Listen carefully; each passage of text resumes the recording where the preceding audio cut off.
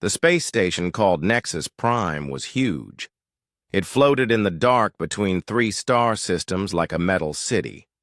Ships from different alien worlds were docked all around it. Their strange shapes looked like nothing humans had ever built. Admiral Dong-Ho walked through the long corridors of the station. His blue uniform was clean and pressed. Behind him walked Su-Jin, a woman with short black hair who spoke for Earth's government. Next to her was Wu-Bin, a tall man who planned battles for the human military. A young man named Jin Wu carried a bag full of papers and recording devices. They were the only humans on the station. Everyone else was an alien. The corridor walls were covered with symbols from different alien cultures. Some looked like twisted metal. Others glowed with soft light. The air smelled strange, like flowers mixed with metal and something else Dong-Ho could not name. "Remember," Su-Jin said quietly as they walked, "we listen to everything they say. We ask questions. We do not agree to anything today." Dong-Ho nodded.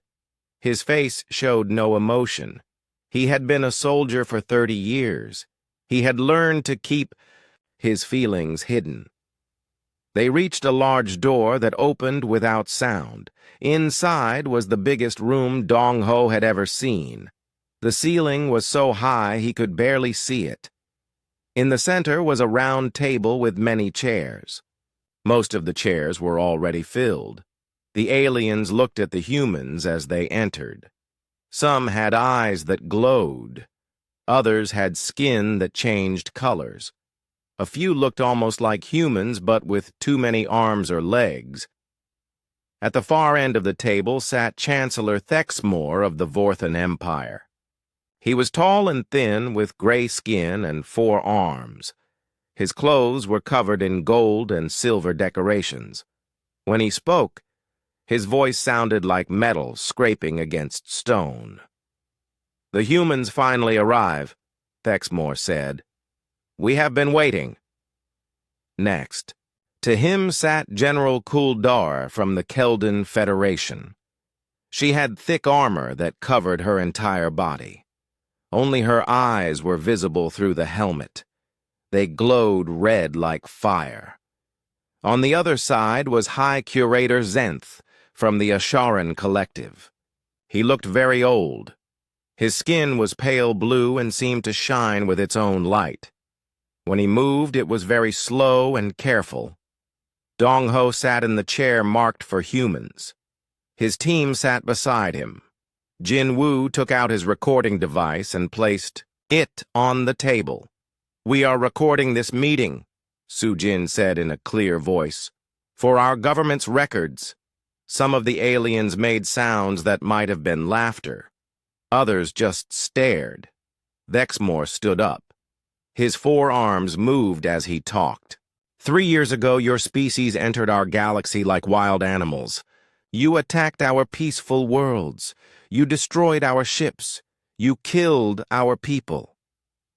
Dong-Ho said nothing. His face remained calm. "Your technology is basic," General Kuldar added. Her voice came through speakers in her helmet. "Your ships are small. Your weapons are weak. Yet you fight with the fury of mad beasts." High Curator Zenth raised one thin hand. "The Asharan Collective has existed for 50,000 years. In all that time, we have seen many young species discover space travel. Most learn to be civilized. Some must be taught. A very few must be controlled." The old alien's eyes focused on Dong-Ho. "Humans fall into the last group." Thexmore picked up a datapad from the table. "These are our terms. You will withdraw all human colonies from every star system except your home system. Your military fleet will be reduced to patrol. Ships only. No human ship will carry weapons stronger than mining lasers." He paused and looked around the room. Other aliens nodded their approval. "Furthermore," Thexmore continued. Human space travel will be monitored by Galactic Council observers. Any human found outside your home system without permission will be arrested. Any human world that refuses these terms will be occupied by our forces. General Kuldare leaned forward. Your people will work to pay for the damage you have caused. The war debt will take at least 100 years to repay. Sujin wrote notes on her pad. Her hand moved steadily across the page. She showed no anger or fear.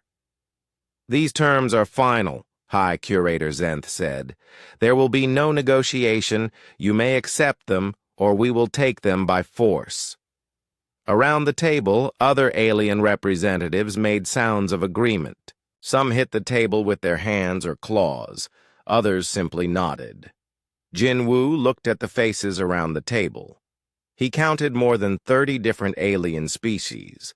All of them looked at the humans with the same expression. They thought humans were already beaten. Dong-ho finally spoke. His voice was quiet but clear. These are serious terms. My government will need time to consider them. Thexmore's forearms moved in what might have been a shrug. How much time? 72 hours. Several aliens made noises of annoyance. General Kuldare hit the table with her armored fist. You need 3 days to surrender. Your position is hopeless. Even so, Dong-ho said calmly, we require time to discuss this with our people. High Curator Zenth studied the human admiral with his ancient eyes. Very well, 72 hours. But know this, when that time ends, you will accept these terms. The alternative is the complete destruction of your species. The meeting ended. The aliens filed out of the room talking among themselves in their strange languages. Many seemed happy. Some were already making plans for human worlds they would soon control. The human delegation sat alone at the large table. The room felt even bigger now that it was empty. Sujin closed her notepad. They think we're already defeated. Wubin looked at his hands. Maybe we are. Their numbers are impossible to fight. Jinwoo gathered his papers. His hands shook slightly. The way they talked about us, like we're animals to be caged. Dong-ho stood up slowly. He looked around the empty room. 72 hours. What happens in 72 hours? Sujin asked. The Admiral's calm expression did not change, but something flickered in his eyes. Something that would have made the aliens very worried if they had seen it. In 72 hours, Dong-ho said quietly. They learn what humans are really capable of. He walked toward the door. His team followed. Behind them, the empty room waited for the answer that would change everything. The emergency meeting room in Geneva was underground, far below the busy streets of the city. President Haiwan sat at the head of a long table made of dark wood. Around her were the most important military leaders from every nation on Earth. The room had no windows. The walls were thick metal that could stop any signal from getting in or out. What they talked about here would stay secret. General Tae-min from Korea placed a datapad on the table. His uniform had many medals, but his face looked tired. The alien fleets have grown larger. Our scouts count over 15,000 ships, positioned around human colonies. Admiral Bora from Japan opened her folder. Inside were pictures of alien warships. Each of their heavy cruisers has more firepower than our entire Pacific Fleet. Their technology is centuries ahead of ours. President Haiwan looked at each face around the table. These people had fought in Earth's wars. They knew what defeat looked like. Tell me honestly, can we win a direct fight? No, General Tae-min said without hesitation. Our best ships are like fishing boats compared to theirs. Our strongest weapons barely scratch their shields. They have been fighting wars across the galaxy for thousands of years, Admiral Bo-Ra added. We have been in space for less than 2 centuries. The room fell silent. Everyone knew these facts already, but hearing them spoken out loud made them feel heavier. President Haiwan turned to look at a man sitting in the corner. He was thin and wore simple clothes. His name was Jae-sung, and most people in the room had never seen him before today. Director Jae-sung, the president said, perhaps you should explain what you have been working on. Jae-sung stood up slowly. He carried a briefcase that looked very ordinary. When he opened it, the inside glowed with soft blue light. For 2 years, we have been preparing for this day, he said. His voice was quiet, but everyone listened carefully. Project Damocles began when our first colonies were attacked. We knew conventional warfare would not save us. He touched a control inside the briefcase. The room's lights dimmed. A holographic display appeared above the table showing a map of human space. The aliens think they understand humans because they watched our military, Jae-sung continued. They studied our ships, our weapons, our tactics, but they never studied our species. Red dots began appearing on the holographic map. First a few, then dozens, then hundreds. What are those? Admiral Bo-Ra asked. Human citizens who volunteered for deep cover assignments, Jae-sung replied. Engineers, doctors, teachers, janitors, ordinary people who spent years learning alien languages and customs. The aliens see them as harmless refugees or useful workers. General Tae-min leaned forward. You put civilians behind enemy lines? We put humans where they could do the most good, Jae-sung said. Every red dot represents someone who has been waiting for orders. Someone the aliens trust completely. The hologram changed to show a different view. This time it displayed the Bita major alien worlds and their important facilities. Kyung-soo works in the central banking system on the Vorthon homeworld. The aliens gave him high security clearance because he is so good at fixing their computers. Yoonji teaches combat theory at the Keldon Military Academy. Her students love her because she helps them understand human tactics, or what they think are human tactics. More names and faces appeared in the display. Sung-ho, maintaining power grids on Asharan colony worlds.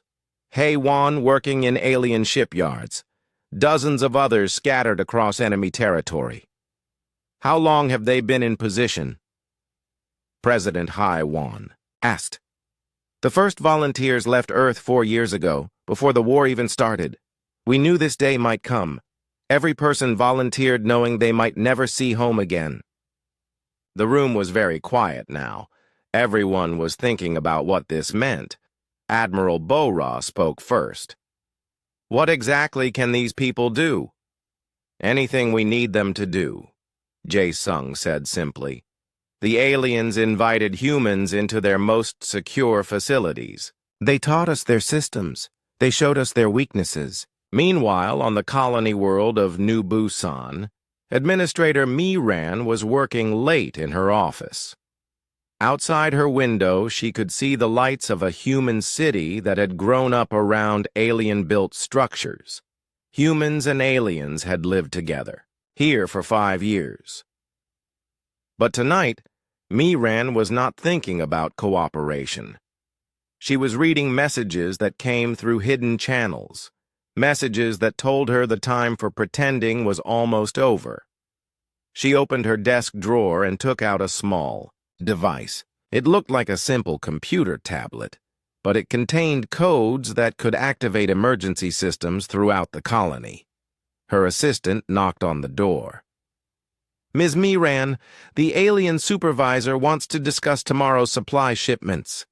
Tell him I will meet with him in the morning, Miran said. I have important work to finish tonight. The assistant left. Miran looked out the window again. Soon the humans living here would need to go underground. The bunkers had been built secretly over many months. The aliens thought they were storage, facilities for mining equipment.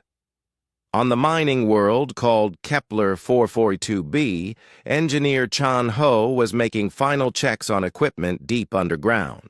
The aliens had been very happy when humans offered to help with their mining operations. Human engineering was crude, but humans worked hard and asked for little pay. What the aliens did not know was that Chan Ho and his team had been modifying the mining equipment. The massive machines that dug tunnels and moved rocks could be changed into something else, something much more dangerous. Chan Ho looked at his watch. 67 hours remaining. He opened his communication device and sent a simple message to his team. Final preparations complete. Back on Earth, Intelligence Officer Yu Jin sat in a room full of computers and screens. She listened to alien communications from across the galaxy. The aliens did not try to hide their conversations. They thought humans were too primitive to understand their technology. They were wrong. Yu Jin heard Keldan warriors arguing over which human worlds they would claim as prizes. She listened to Vorthon merchants making plans to sell human slaves in distant markets. She recorded Asharan leaders discussing the best ways to break human spirit and make them obedient workers. The aliens were already celebrating their victory. They saw humans as a defeated enemy who just had not surrendered yet. Yu Jin saved every recording. Soon the galaxy would hear these conversations. They would learn what the civilized species really thought about their neighbors. President Haiwan closed the briefcase that Jae Sung had brought. The blue light faded away. The holographic displays disappeared. But the information they had shared remained in everyone's mind. How many people know about this project? She asked. Less than 50 on Earth, Jae Sung replied. The volunteers, in the field work alone. They do not know about each other. If one is discovered, the others remain safe. General Taemin shook his head. This is not warfare. This is something else entirely. The aliens wanted to teach us about civilization, President Haiwan said. Perhaps it is time we taught them about human nature. She stood up. The meeting was ending. In 65 hours, Admiral Dong Ho would give the aliens their answer. But the real answer was already being prepared across the galaxy by ordinary humans who had learned to be extraordinary when their species needed them most. Send the activation codes, President Haiwan said. Let our people know it is time to stop pretending. The same meeting room on Nexus Prime looked exactly as it had 3 days before. The giant round table gleamed under the bright lights. The alien representatives sat in their chairs talking quietly among themselves. Many seemed relaxed, almost cheerful. Chancellor Thexmore arranged his golden robes with all 4 arms. I wonder if the humans will beg, he said to General Kildare. Some species try to bargain when they realize their situation is hopeless. It does not matter. General, Kildare replied through her helmet speakers, the terms will not change. Complete surrender or complete destruction. High Curator Zenth sat very still, as he always did. His pale blue skin seemed to glow brighter today. The Asharan Collective has dealt with many stubborn species over the millennia. Humans will learn to accept their place, as all others have. Around the table, other alien representatives nodded and made sounds of agreement. The Quillen trade representative was already calculating profits from human labor. The Nethys research director talked excitedly about studying human biology. Everyone was making plans for their new subjects. The door opened without sound. Admiral Dong Ho entered with the same calm walk as before. Su Jin followed, carrying her simple data pad. Wu Bin walked behind them, his face showing no emotion. Jin Wu brought up the rear with his recording equipment. The aliens stopped their conversations. All eyes turned to watch the humans take their seats. Thexmore stood up, his golden decorations catching the light. Admiral Dong Ho of the human military, you have had 72 hours to consider our generous terms. What is your answer? Dong Ho sat in his chair. He placed his hands flat on the table and looked directly at the Chancellor. His voice was as calm as always. Humanity respectfully declines your generous offer. For a moment, the room was completely silent. Then it exploded into noise. Chancellor Thexmore's 4 arms waved frantically. Declines? You decline surrender? Are you completely insane?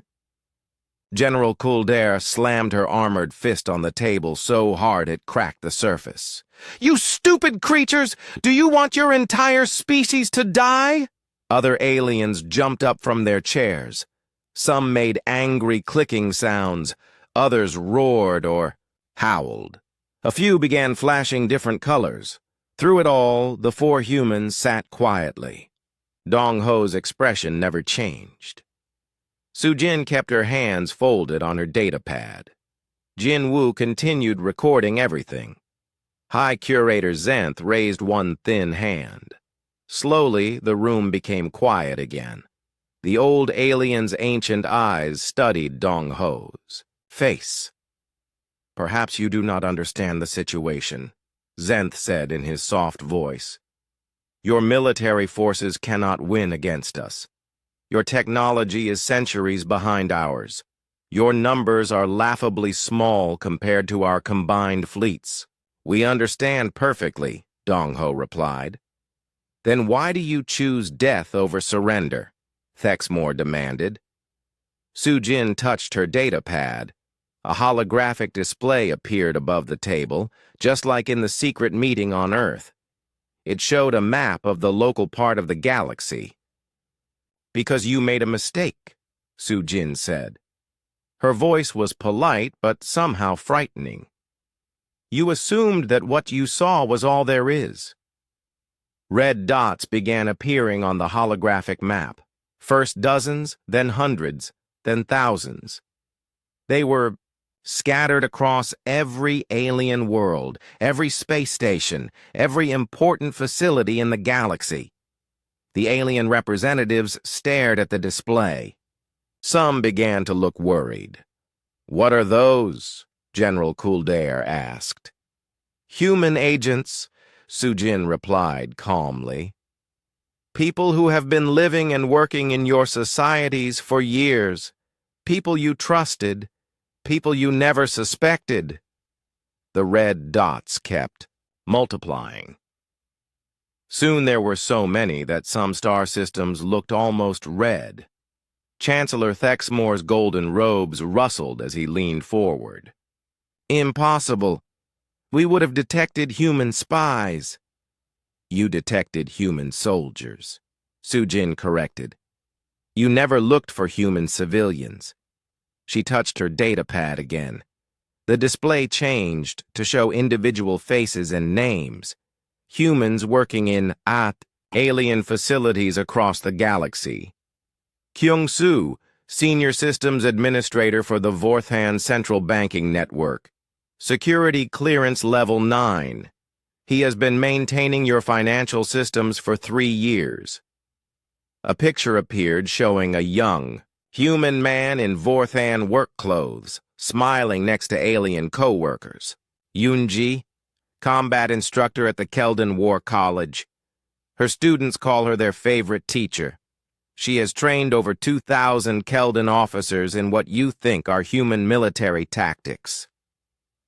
Another picture showed a human woman in Keldon, military uniform, surrounded by alien students who clearly respected her. Seung-ho, infrastructure engineer on 17 different Asheron worlds. He designed the power grid upgrades you installed last year. He knows exactly how to turn them off. The aliens were no longer making angry noises.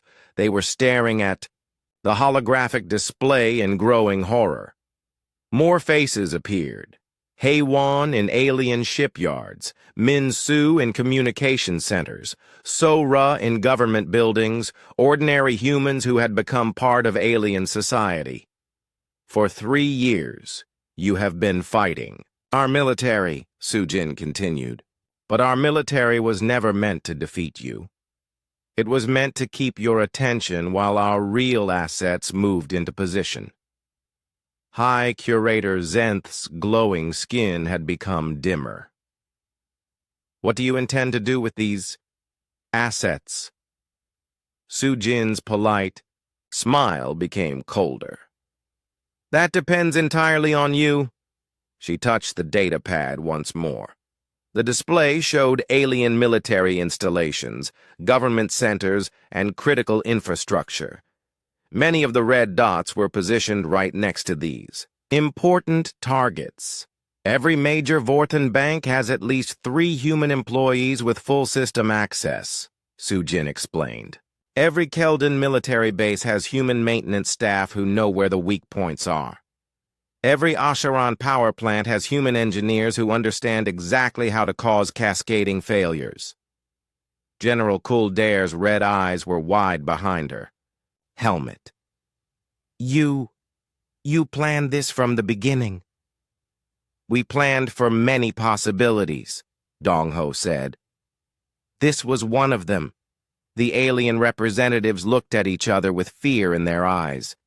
They were beginning to understand what kind of enemy they faced. Chancellor Thexamore tried to regain control. Even if this is true, you cannot threaten the entire galaxy. Your people would be caught and killed. Would they? Soo-Jin asked. She showed another image on the display. These are the current locations of your military fleets. Notice how they are concentrated around human colonies, preparing for invasion. The display showed that alien forces were indeed gathered in specific areas, ready to attack human worlds. Your ships are not defending your home worlds right now, Soo-Jin pointed out.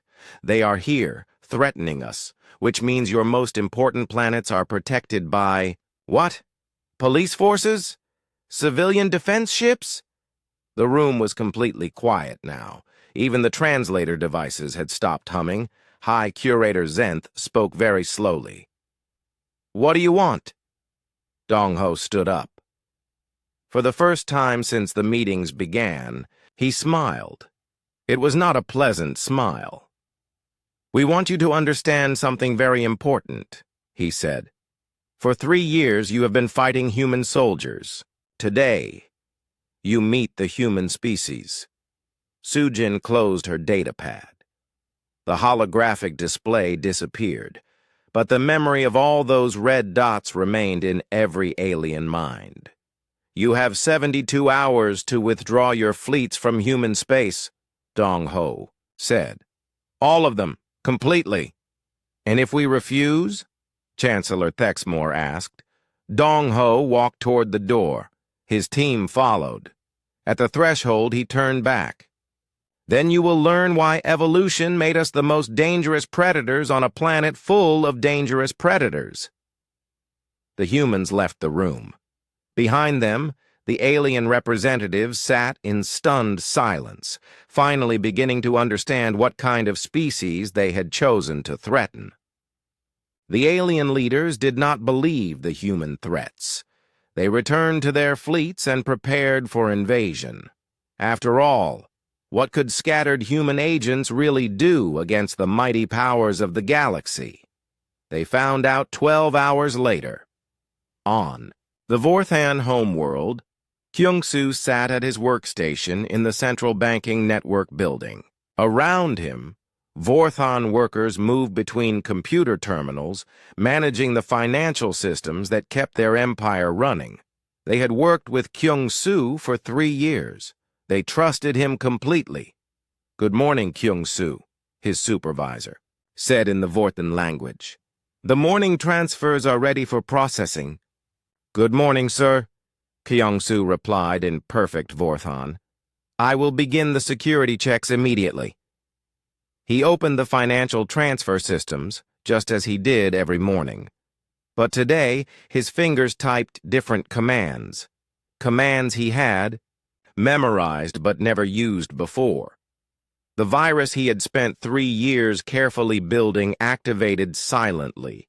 It spread through the banking network like invisible fire. Account numbers changed. Transfer authorizations were rerouted. Automatic payment systems began sending money to randomly generated addresses. Within 1 hour, the entire Vorthon economy collapsed. Citizens tried to withdraw money and found their accounts empty. Businesses discovered their payments had been sent to accounts that did not exist. Government funds vanished into electronic shadows. The stock market crashed so hard that the computers stopped trying to calculate the losses. Kyung-soo continued working at his terminal, helping his panicked co-workers try to fix problems that could not be fixed. His virus had rewritten itself as it spread, becoming impossible to trace or remove. By evening, the Vorthon Empire had no money, none at all. At the same time, on the Keldon homeworld, Yoon-ji was teaching her usual evening class at the War College. Her students were young Keldon officers, eager to learn from the human who understood their tactics so well. "Today we will review defensive positions," she told the class in Keldon military language. "Please examine the holographic model of our primary shipyard." The students looked at the 3-dimensional image that appeared above their desks. It showed the massive orbital facility where Keldon warships were built and repaired. "Notice the weak points in the design," Yoon-ji continued. "Here, here, and here. If an enemy wanted to destroy this facility, these would be the targets." The students nodded and took notes. They did not know that Yoon-ji was memorizing every detail of their questions and comments. After class, Yoon-ji walked through the college corridors to her office. She passed security checkpoints where guards smiled and waved at their favorite human instructor. Her identification card opened every door without question. In her office, Yoon-ji opened a hidden panel in her desk. Inside was a communication device that looked like a simple calculator. She entered a long code and waited. 2 hours later, explosions lit up the night sky above the Keldon homeworld. The primary military shipyard disappeared in a chain of brilliant flashes. Secondary explosions followed as fuel stores and ammunition depots added their own light to the destruction. 12 major warships that were being repaired simply vanished, but the explosions were too precise to be an attack from space. They came from inside the facility, from maintenance tunnels and service areas where human workers had been placing small charges for months. The Keldon Military Command Center tried to contact other bases, only to discover that similar explosions were happening across their empire. Every major shipyard, every important military facility, every strategic installation was burning. The humans they had trusted to clean their floors and fix their equipment had been preparing for this moment for years. Meanwhile, in deep space, Engineer Chan-ho made final adjustments to equipment on the mining world of Kepler 442b.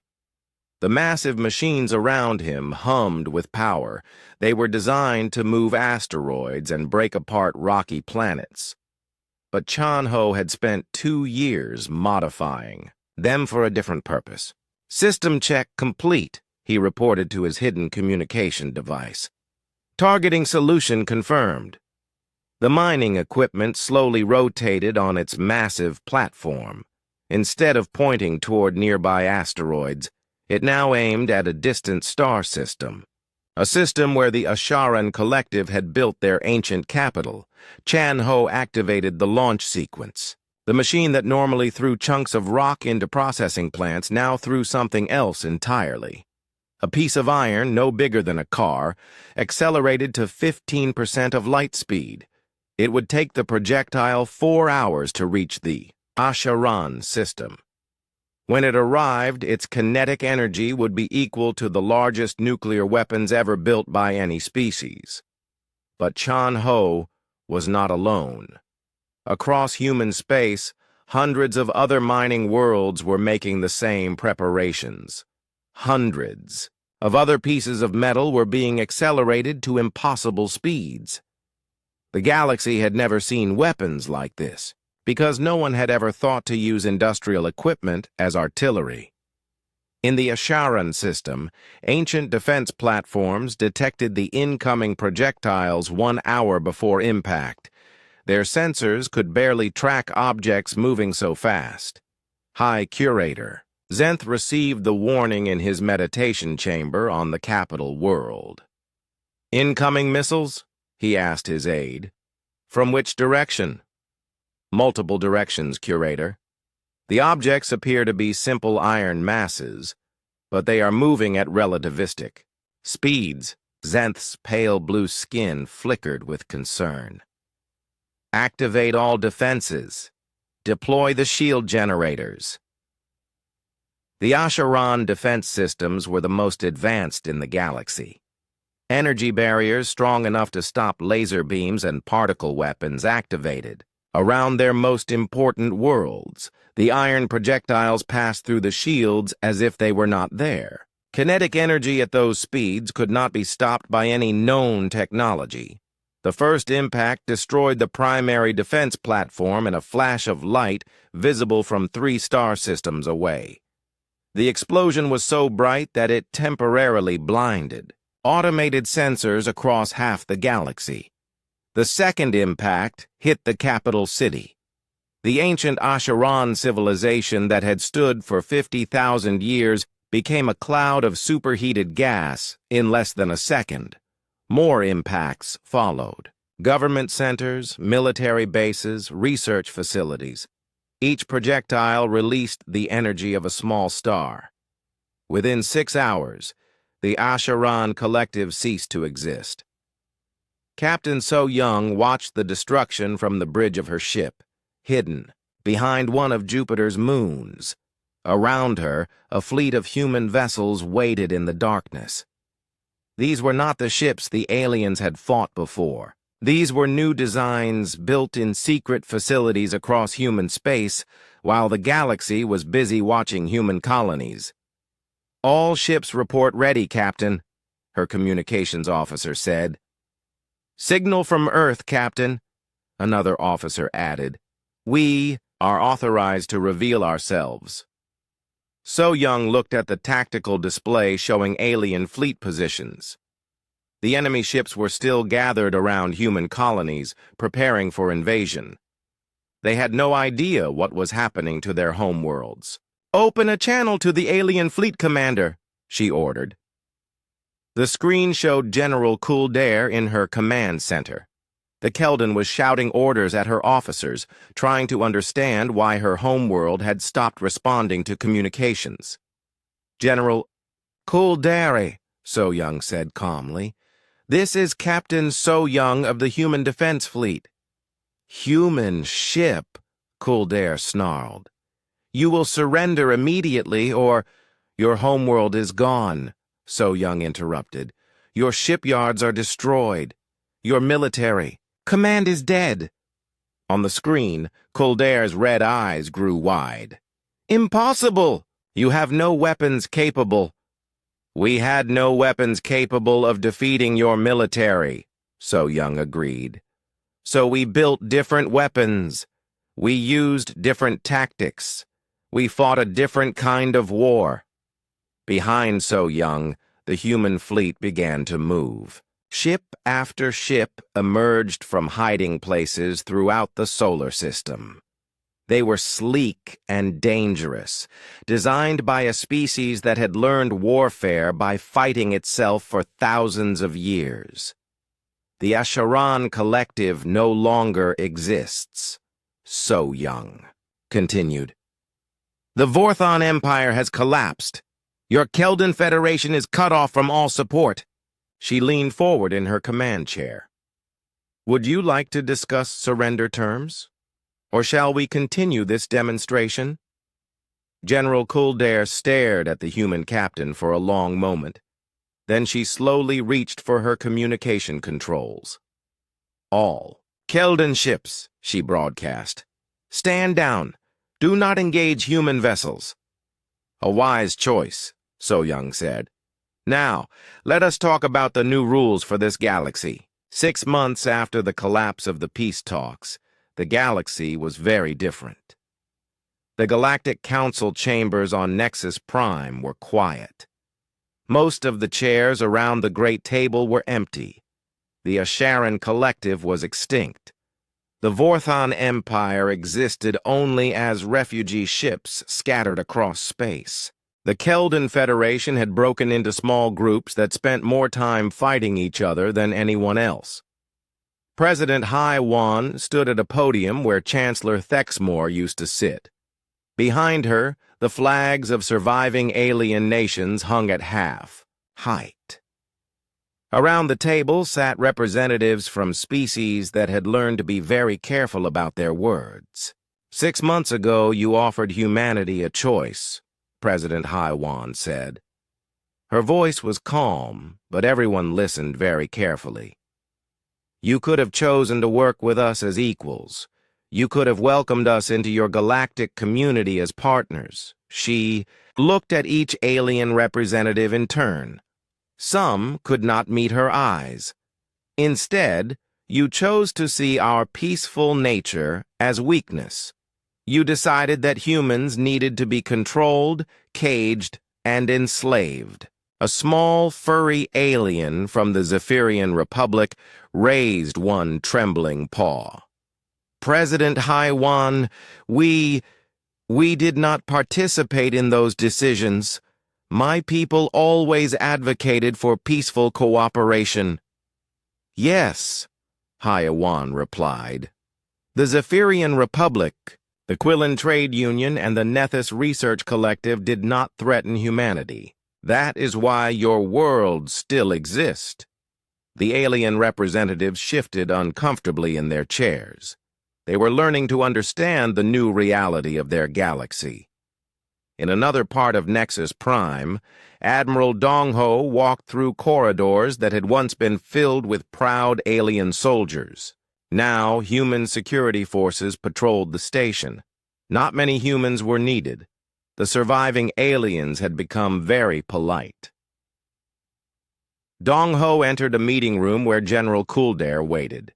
The Keldan had removed her armor for the first time in decades. Without it, she looked smaller and older. You asked to speak with me, Dongho said, taking a seat across from her. Kuldare's red eyes had lost their fierce glow. My people are starving. The Federation worlds have no central government, no trade agreements, no organization at all. That is unfortunate, Dongho replied without emotion. We need help, Kuldare admitted. The words seemed to cause her physical pain. Human help. Dongho studied the former enemy commander. What kind of help? Food supplies, medical aid, protection from raiders who attack our convoys. Kuldare's voice became quieter. We know we have no right to ask, but our civilians are dying. You are correct, Dongho said. You have no right to ask. Your Federation spent 3 years trying to exterminate my species. Kuldare nodded sadly. I understand. I will tell my people there is no hope. She started to stand up, but Dong Ho raised his hand. "I did not say we would refuse," he said. "I said you have no right to ask. There is a difference." The Keldan sat back down, confusion in her eyes. "Humans do not help others, because we are forced to," Dong Ho explained. "We help because that is our nature, even when those we help have tried to harm us." He activated a communication device. "Admiral Bora, please prepare humanitarian aid packages for Keldan worlds. Include medical supplies and food synthesizers." "Yes, sir," came the reply. "How many packages?" "Enough for their entire civilian population." Kuldair stared at him. "I do not understand. Why would you help us after everything we did?" Dong Ho's expression softened slightly. "Because that is what humans do. We are capable of great violence when threatened, but we prefer to build rather than destroy." On Earth, in the same underground meeting room where Project Damocles had been planned, Director Jae-sung gave a report to President Hai-wan. "The galactic situation has stabilized," he said. "Trade routes are being restored under human protection. Refugee camps have been established for displaced populations." "What about our agents?" Hai-wan asked. "The people who made this possible?" "Most have chosen to remain in place," Jae-sung replied. "They have become valuable advisors to the new alien governments. Some are even being elected to leadership positions." He showed her a holographic display. The same red dots that had once represented hidden agents now showed something different. They were centers of aid distribution, medical clinics, schools, where aliens learned about human culture. "Kyung-soo has been asked to rebuild the Vorthon banking system," Jae-sung continued. "He is teaching them about economic stability and fair trade practices." "And Yoonji?" "She has established a military academy that trains peacekeepers instead of conquerors. Her first class includes students from 12 different species." Hai-wan nodded with satisfaction. "What about Chon-ho and the other engineers?" "They are converting the mining equipment back to its original purpose. But they are also teaching alien engineers about large-scale construction projects. Several species want to build new colonies together." The president looked out the window at the busy streets of Geneva above. Human and alien citizens walked together, though the aliens were always careful to be respectful. "How do they see us now?" she asked. Jae-sung considered his answer carefully. "They fear us, but they also respect us. Most importantly, they are learning to trust us." On a distant world that had once been a Vorthon colony, Miran supervised the construction of a new city. Humans and Vorthons worked together, sharing tools and ideas. The aliens had initially been afraid of their human neighbors, but months of cooperation had changed their attitudes. A young Vorthon engineer approached Miran with building plans. "Administrator Miran, we have completed the design for the water treatment facility. Would you review it?" Miran looked at the plans. They were good, but she saw ways to improve them. "These are excellent designs, Veltar. But if we modify the filtration system here, it will be more efficient." The Vorthon studied her suggestions. "Yes, I see. Your species has interesting solutions to engineering problems." "All species have different strengths," Miran replied. "When we work together, we can accomplish more than any of us could alone." The Vorthon's 4 arms moved in a gesture of agreement. "I am beginning to understand why humans became so dangerous when threatened. You do not just fight for yourselves. You fight for the idea that everyone should be free to live in peace." Back on Nexus Prime, President HFY concluded her address to the remaining galactic representatives. "The old Galactic Council is dissolved," she announced. "In its place, we establish the Galactic Cooperation Alliance. Every species will have an equal voice. Every world will have the right to self-determination." She paused and looked around the room. "But understand this clearly. The Alliance will be protected. Any species that chooses conquest over cooperation will face the same fate as those who threatened humanity. We have proven that we can destroy civilizations that choose to be enemies." A nervous Quillen Trade representative raised a tentacle. "And if we choose to be friends?" President HFY smiled. It was a warm smile, very different from the cold expressions the galaxy had seen from humans 6 months ago. "Then you will discover that humans are even better at building than we are at destroying. You will learn that the species you tried to cage will gladly share the galaxy with anyone who offers genuine friendship."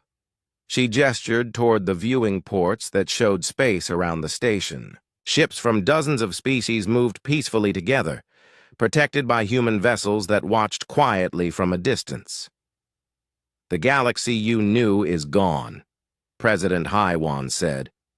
"The galaxy we are building together will be better, safer, more free." She walked away from the podium, leaving the alien representatives to discuss their new reality.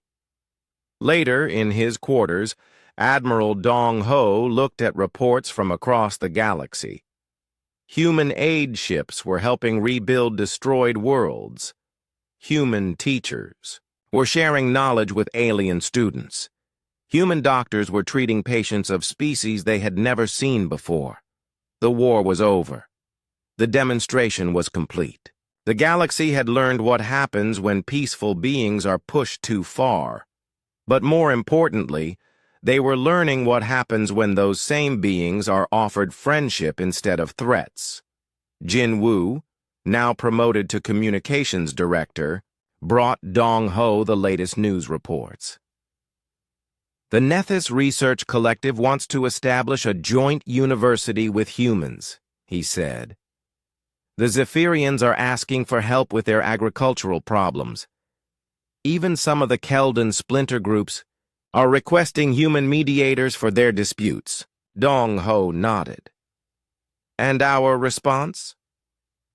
"The same as always," Jin Wu replied. "We help those who ask for help.